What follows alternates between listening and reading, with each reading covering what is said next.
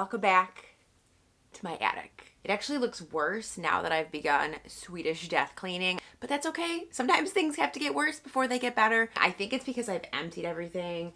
You'll see behind me, I've got this whole big thing that's going to the donation center. We're gonna make it through.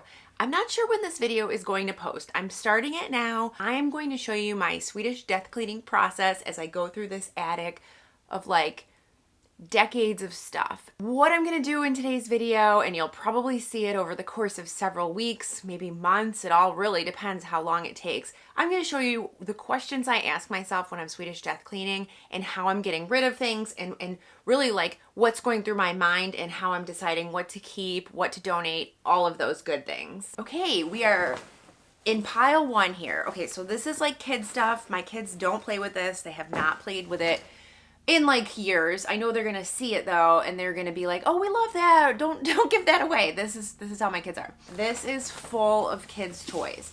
I do have a friend who has a 2-year-old and a 4-year-old, so I'm going to ask her if she wants any of this stuff. So this is kind of like my first tip when you're Swedish death cleaning.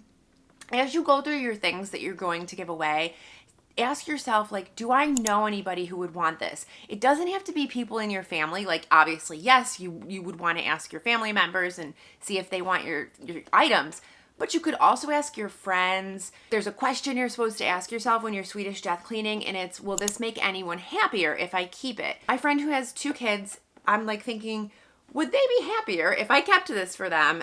I'm gonna text her today and ask her if she wants this. This bag is full of a bunch of toys. Toys my kids used to play with.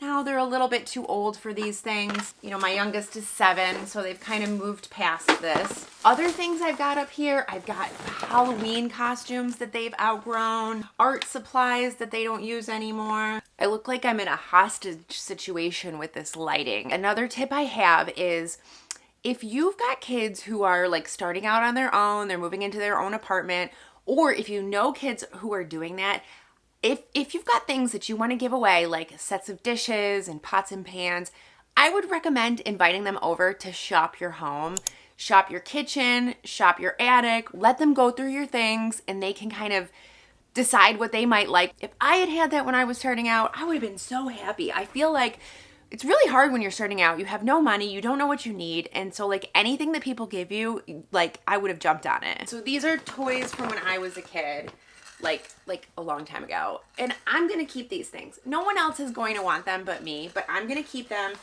in my own box of my own things, and I'm gonna make that box. I have not told you guys about this door and what's beyond this door. Like, okay, great, like everything's hidden, but let's just go in. Okay, there we are. The stuff you can see here is Christmas. I have a ton of things in here that I also need to go through. Things like this, okay? I'm not gonna use these wine glasses. I have friends who drink wine and who probably would like these.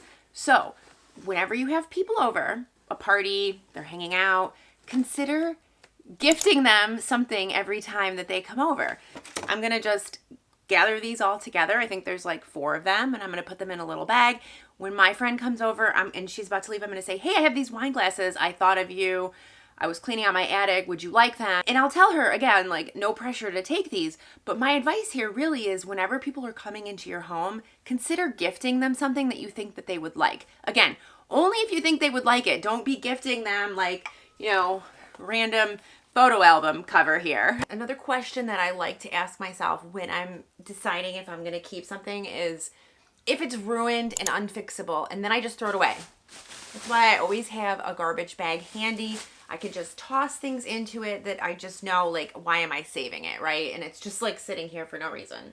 Like this doll, probably. Like, I mean, somebody cut the doll's hair and so much stuff. But another question is, can you fix it? So I have this lamp that I left it up in the attic. I was going to redo my son's room and use this lamp in their bedroom, and then the kids broke it. It has this cute train. My mom gave this to me.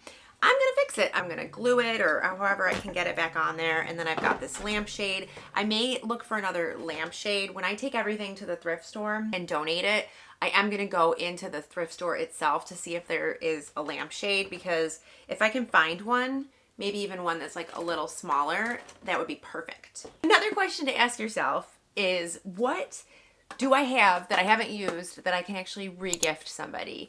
My mom got me this. Sorry, Mommy, I haven't used it. These Mexican trained dominoes. We haven't even opened them.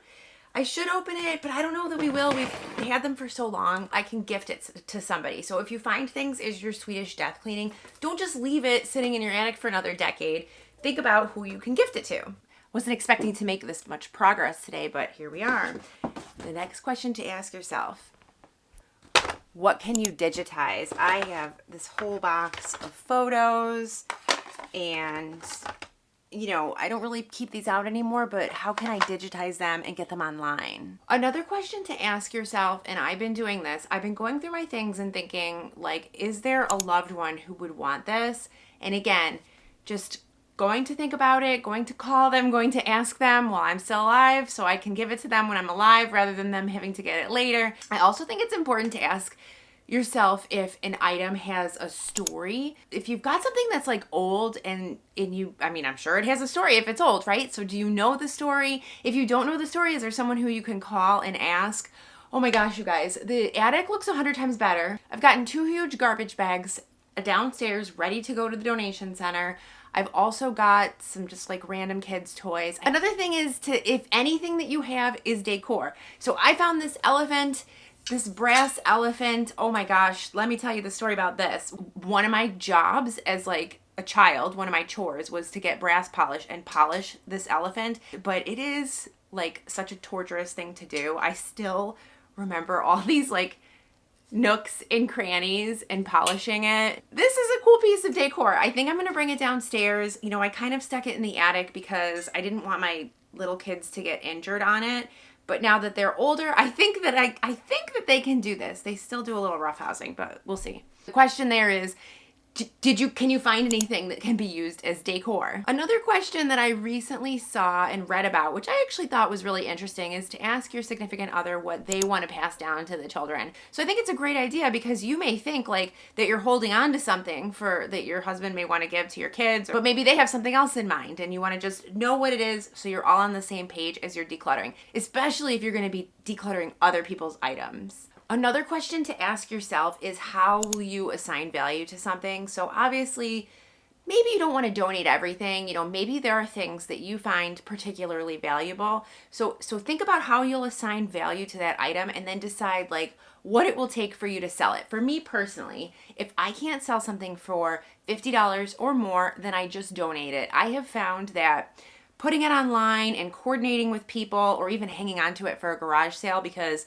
that'll never happen. So that just ends up getting in the way of me getting the item out of the house. So I don't do that. I just decide to myself, unless I can get $50 or more, this is going today. I think when I'm done up here, I actually think I may film YouTube videos up here. It's got nice light. I don't know. We'll see.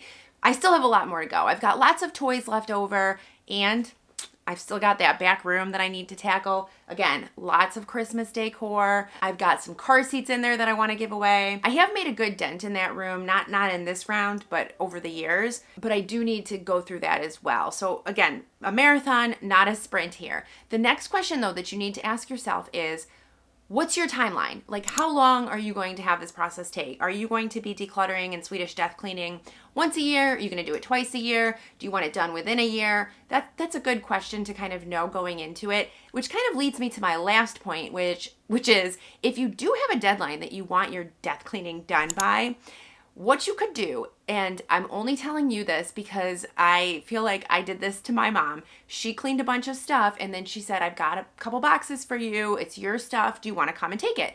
And I said to her, no, just hold on to it. I'll get it later.